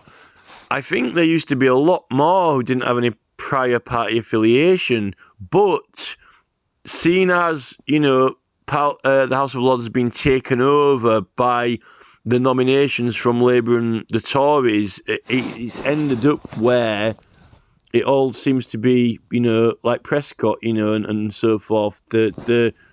Those parties dominating it rather than the life. You see, maybe some of the life peers, which, Starmer's trying to get rid of all the earls and people like that, clearly a lot of them are royalists, but some of them, even if they're not party affiliated, some of them have been. There's one who lives near Russell Brand's pub, in that place called Piss Hill Place, the Crown. One of those lords, he apparently has got a family that goes back from before the conquest, right? Although I'm not trying to suggest that he's not loyal, but he might, they don't necessarily have to have a political party affiliation. But I would have thought that it would have been a Conservative, though. Senator, Deputy, or Senior. Sorry, I don't know why I said Senator. I think I said Senator because one of these persons has called Paul, and it made me think of Rand Paul, the American Republican senator for some reason. Senior Deputy Speaker of the House of Lords. Chairman of Ofcom. I didn't know the chairman of Ofcom was a member of the House of Lords. I thought Ofcom was an independent body, a non-departmental government organisation. So, Lord Harrington of Watford is... Oh no, sorry. Lord Grade of Yarmouth is the chairman of Ofcom, but he's a Conservative. That means that Ofcom is it's controlled by partisanism, which makes me wonder why the whole thing is set up corrupt. Oh, well, Ofcom should be responsible for all the movies, shouldn't they? Notice how I'm tying this all into what I said previously with, the effects of films, the attitudes put out by films and movies. Ofcom are responsible for all the films and movies, really, and all the attitudes of them, other than the Copyright Certification Board. So, and this is Tory-controlled, and I think the policies of Ofcom are ridiculous. They didn't do anything about Rees-Mogg, did they? When Rees-Mogg's providing entertainment, and when it turns out that when you look at the election rules and go back through the law, and I'm not saying this is not changing points of law, this is for clarification of meaning. They're not supposed to provide entertainment to the public. They're not supposed to provide entertainment. Mogg was, it can't be a news programme. No, they've appointed, he's an entertainer. He's entertaining people and getting paid a lot of money for it, and people are walking past TV screens with Rees-Mogg on there, right? And like people in Somerset South, walking around the shopping centre at Christmas, or whenever it is, and there's a big Toshiba shop, you can watch Scotch Forever, and there's Rees-Mogg on TV, on GB News, and everyone's stood around in the shopping centre watching him through the screen. He's probably raising a glass, for Old Lance Line, it could even be a video recording of him. You could watch Scotch Forever, keep rewinding it backwards and forwards, re-record, not fade away, re-record, not fade away, re-record, not fade away. You could have Mogg. That's actually against the election rules, because he's providing entertainment to people in Somerset South. You don't tell me that, that there aren't any TV screens in Somerset, that don't have GB News on, or whatever, or wherever. This is the thing, providing entertainment to the public, affecting his standing in the election.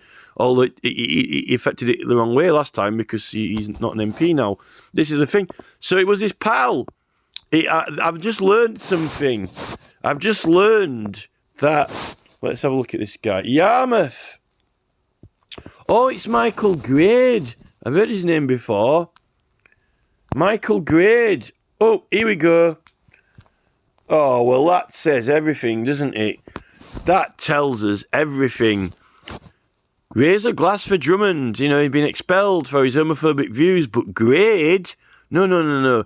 Grade thinks that it's perfectly acceptable and encourageable to have attitudes of violence, movies, a violent attitude.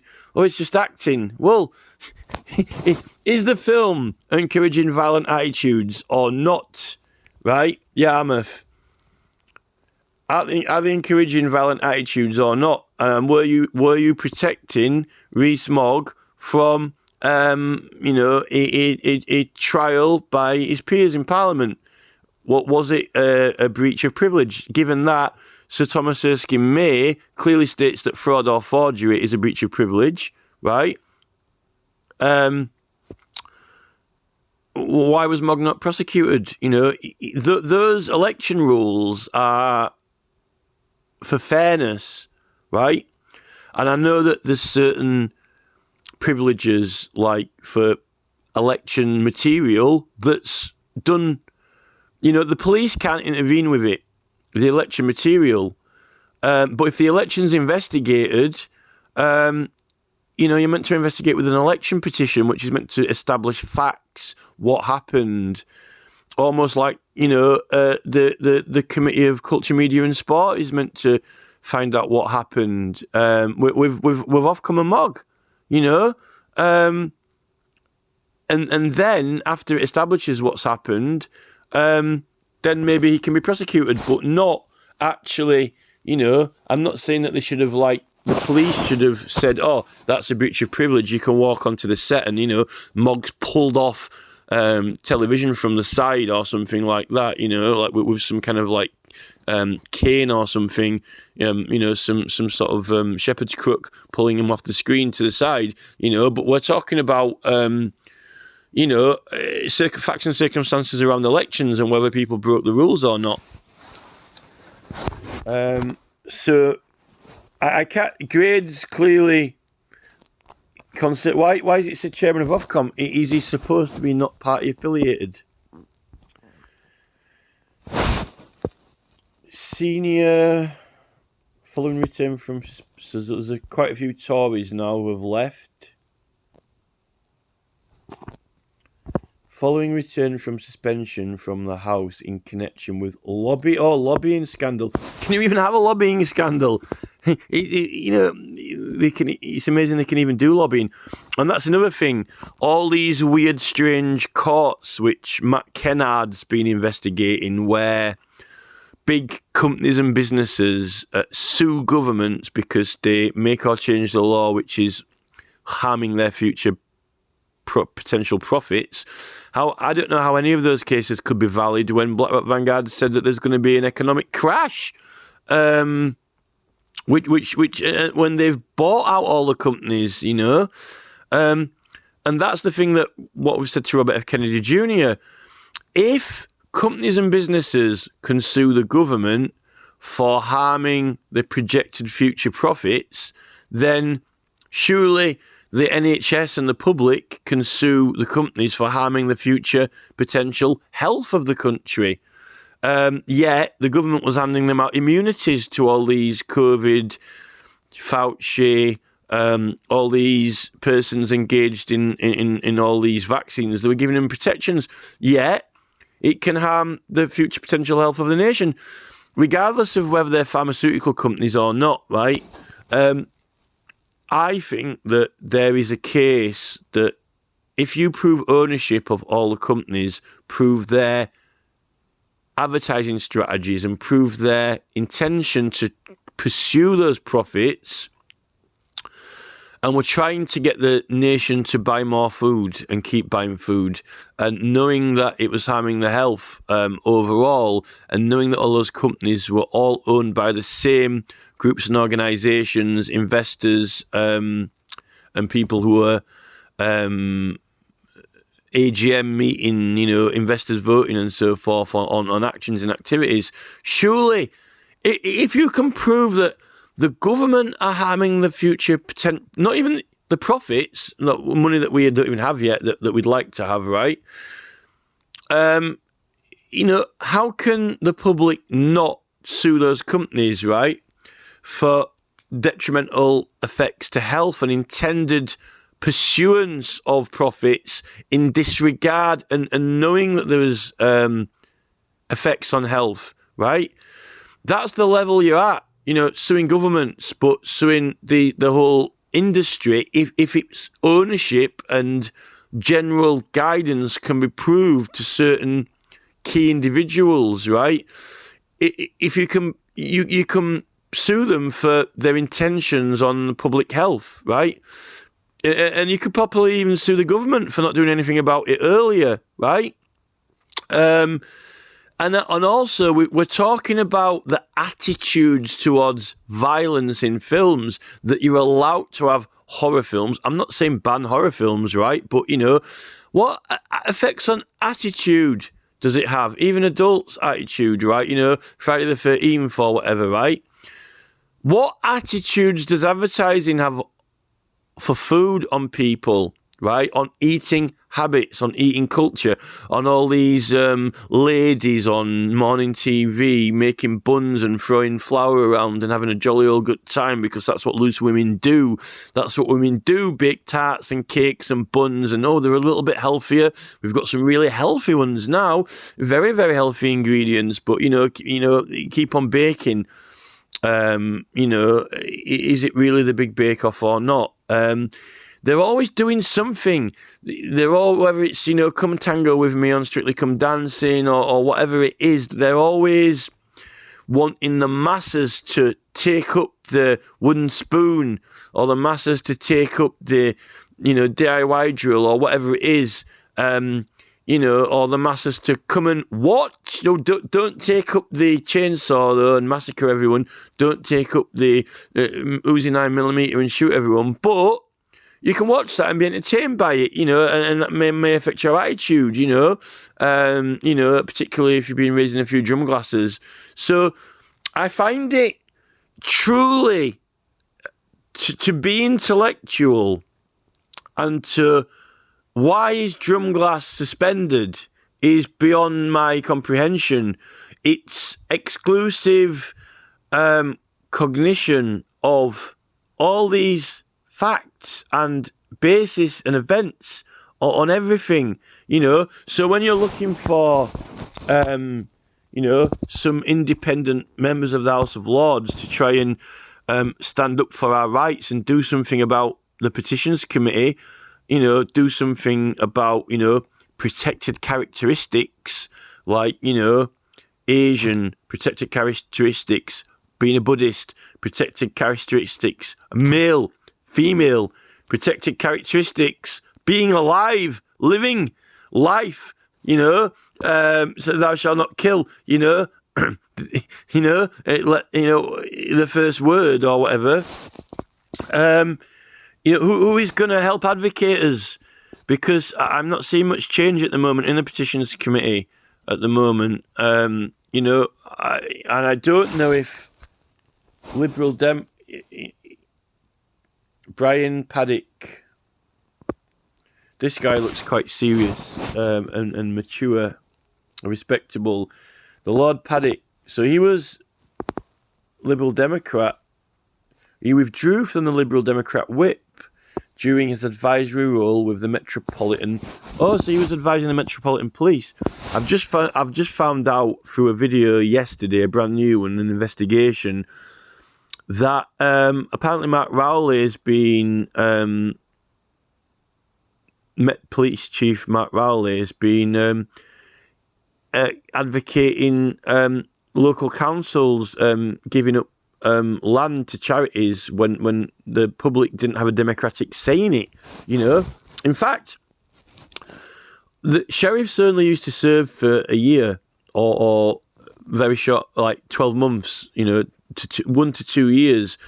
And there was so many sheriffs. A lot of them were barons and lords or people with titles, but they moved around. They must have got them to move around the country to get, I think they had them serving in different areas to get to know the country quite well all around. I think that was a real reason for it. But, so therefore, if they were all just like juggling them around, maybe it caused for more corruption. I don't know, but if they were replaced by people who'd never done the role before or job, I don't know whether that would be lacking in experience or help them from becoming institutionally corrupt.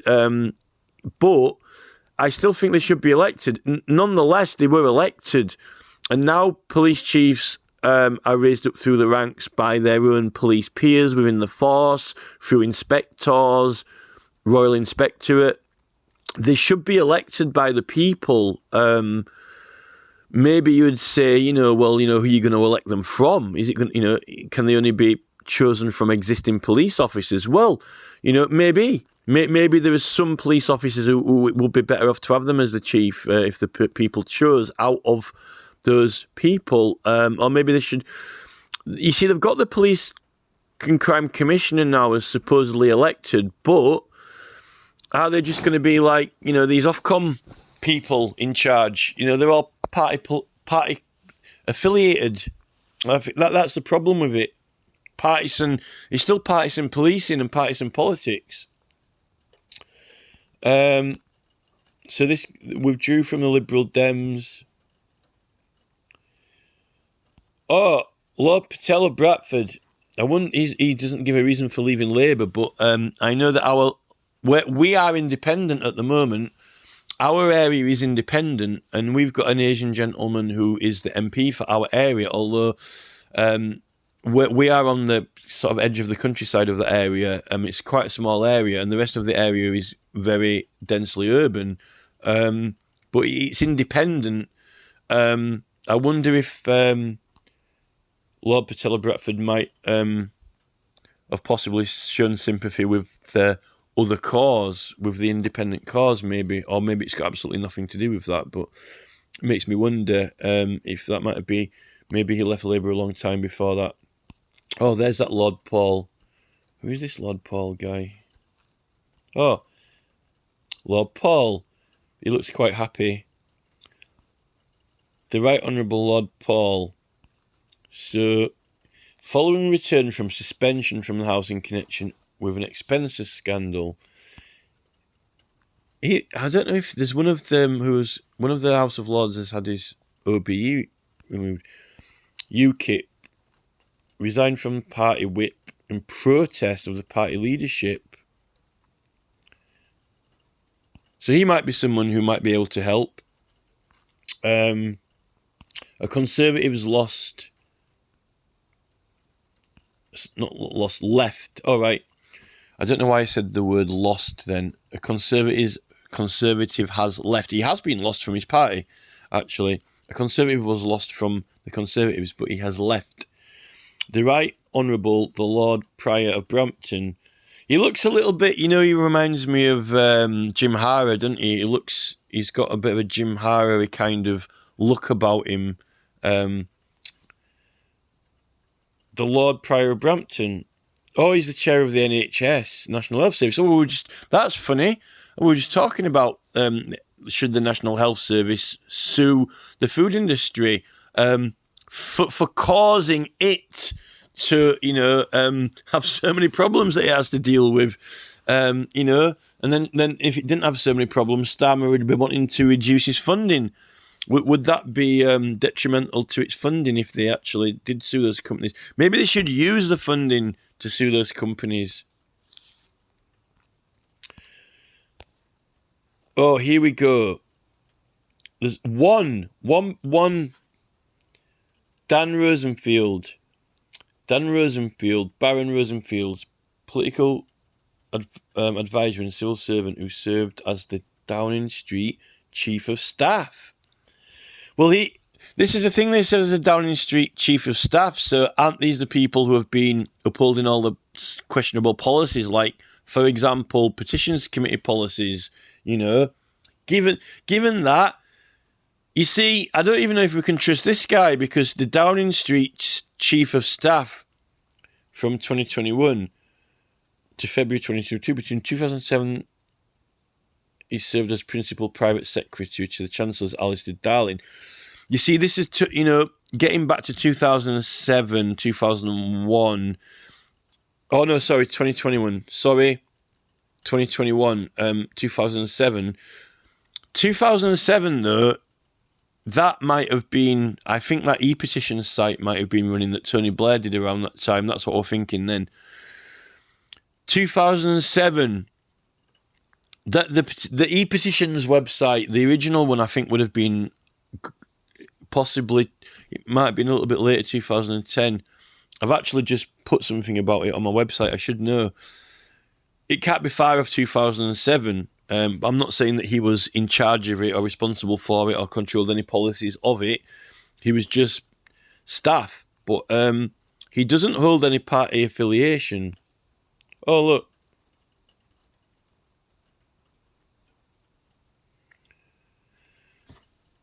So here's a guy who's ended up in the House of Lords for being, like, staff. But he doesn't choose to have party affiliation. He looks a little bit like Black Belt Barrister, doesn't he? Maybe he's the guy. Maybe he's the guy who can do something about fairness for people's rights. Following return from suspension from the House in connection with expenses scandal. So he's one of the expenses scandal people. He reminds me of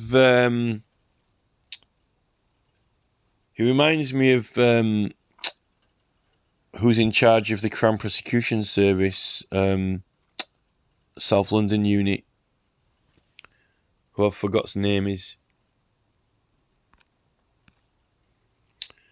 Labour resigned, Conservative entered the House without affiliation due to his role as chairman of the Competition and Markets Authority. But he's a Conservative. Following return from suspension in connection with expenses scandal.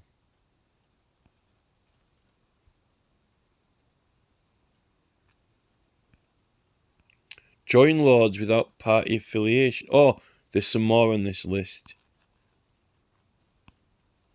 I think it scrolls. Does this list scroll down? Or is that it? It scrolls left and right, not down. Join Lords without party affiliation. Leader of Adrian, Baron of Adrian. He's a legal. He's a legal scholar and barrister.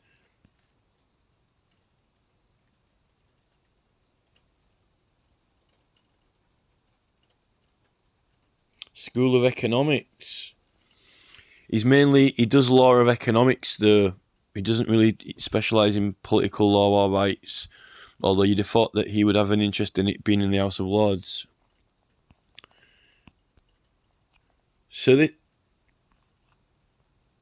Baroness Wolsey was Conservative. Can we? So this is meant to be a lawyer who is independent.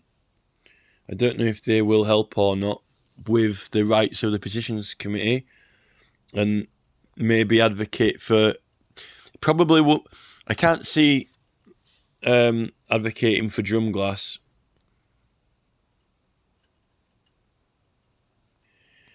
As soon as that popped up, it just made me think of the MI6 chief, I kind of it conjured up the MI6 chief's image, but also it made me a little think a bit of David Tennant as well in my mind. I'm not saying that he's anything like David Tennant, but that's the first thing that popped into my head.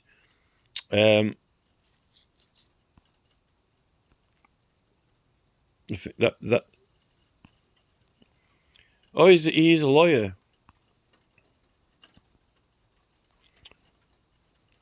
Lord Veridrum, KC. He's a King's Counsel, and he's Silk. Actually, we're looking for a barrister now. Actually, for claiming rights and privileges.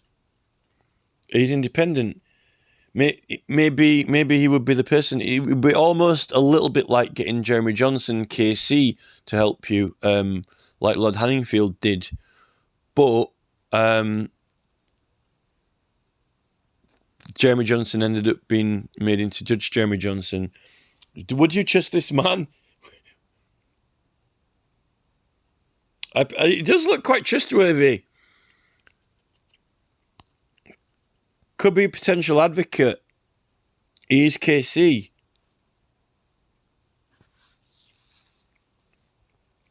He's not affiliated with a political party, but would he help the people with their rights? Good question. So that's pretty much it. So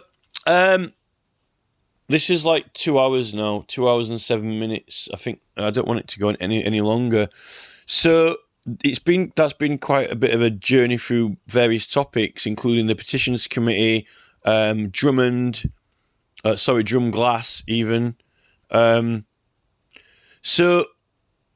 actually weaved into it some of the Ofcom chiefs as well, and the effects of movies and films, and using that as a kind of basis for, if it's merely on Drumglass's attitude, and surely the attitude which is projected and affects other persons, because otherwise, if it's not the projected attitude, it doesn't have any effect or presence at all, because you can't be thrown out merely on your feelings. It has to be the projected feelings. Are the films and movies causing attitudes, violent attitudes, worse attitudes than what Drumglass has caused? And he's meant to be under complete and total free speech, at least as a life peer, and the life peer privileges cannot have been repealed because they absolutely are called into effect through the Speaker's petition in the opening of Parliament, all of the ancient rights and privileges. So they're not repealed in 1948, they're not repealed in 1967 in the Criminal Law Act either. I don't think it's impossible. And if Drumglass's own peers want to throw him out, but they don't seem to be doing. Why aren't they getting things done about Ofcom? Why aren't they getting and then what about freedom of speech? This is the thing. Why punish Drumglass when there are a lot, as if it's like something like the worst thing that can be done, when all these attitudes in these films are encourageable and profitable. And maybe that's the word. They're profitable and encourageable. And then we've got all this immigration, mass immigration, and crime on a street level, particularly in connection with immigration and ethnic minorities. And this is according to the police statistics. So we're told by the police. Well, that's an accurate statement, I can tell you. And what about their attitudes? Even though they can't afford to go to the cinema and buying Ben and Jerry's, but instead what they're doing is they're drinking on the streets or cans of alcohol, right? But they're watching the films on their mobile phones and social media content, and on YouTube they're watching these movie scenes. I'm not saying ban all horror films or ban all action films. I haven't said that, but what I've said is those films they're encouraging attitudes. That is true, right? So how can I don't see how Drumglass can be expelled when he's got peer privilege of speech, right? And there's probably no doubt that when he speaks in the House of Lords, he uses the etiquette and language of the House of Lords, right? Although he's currently suspended. So, I don't know if Baroness Hui would agree with me or not, but I would, advocate for him to be unsuspended, particularly when, it's hard to find that any or many independent advocates who can, help us, particularly with rights and privileges, And I'm applying for privileges for our petitioning activities, which are meant to be protected, which is confirmed by the Parliamentary Papers Act 1840 and the Australian one, the 1908 one. The wording on it helps to put forward a very strong suggestion that it's meant to cover our committee evidence that is intended or destined to be put through to a committee to prove a case, because that's legally privileged items and information from criminal proceedings against you, yourself, even if those legally privileged items of information are to be shared to the public, to get them to sign the petition, to get evidence of public concern on the matter. We're talking about legally privileged and the criminal procedure rules for being prosecuted against us for going about obtaining such signatures for such cause to the public, Not that they're letting us have it on the e-petition site. Nothing can stop you submitting a paper petition to the committees, and that is evidence in a procedure of law, I'll send this to very.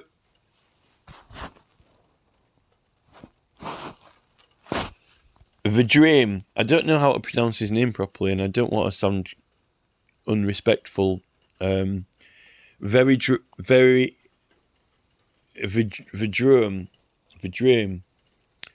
So, you know, I wanted to say something about getting something done about the petitions committee. And I wanted to look for independent members of the House of Lords. So, you know, I'll guess that I'll just call that it now. Maybe we can get Drumglass reinstated, and maybe we can get some help with the petitions committee and this kind of like gross miscarriage of justice, abuse of a process, altering of people's prayer in respect to persons, their statements and evidence that they want to try that evidence and think that that's the evidence that can prove them right, even if it's through Standing Order 155, which is a grievance, you know, which they're not too keen about us having visible to the public. We're not hosting this. Oh, we're not having that on the e-petitions website. We don't want that on there. This is Parliament. Well, it's Her Majesty's Crown Court Service of England.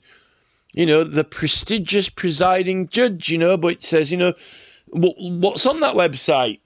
Stolen property, drugs users, assault, theft. This is not looking presentable. What kind of image is that portraying, you know? Oh, we can't have that on the website. It'll make the country look bad. Think we're getting the picture here. You know, what are the, this attitudes? What are the attitudes that is projecting? Oh, we don't want to project these attitudes on the e-petitions website. You know, you might be trying to maybe make out that some of the MPs might have done something wrong or have a grievance against the government, the institution, or get laws made or changed in some kind of policies that Drumglass might support, which we don't want to advocate any of those policies, you know, like the Monster Raving Lunatic Party policies, of which they're standing for in local council elections, you know. Something needs to happen. You know,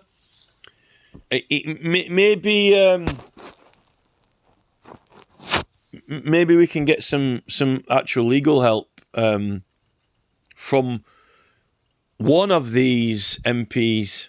Lords, not MPs, Lords. And when I said MPs, I was thinking of the petitions committee then. Maybe we can get some help from some of the independent Lords with the MPs in the petitions committee to somehow get some kind of rights acknowledged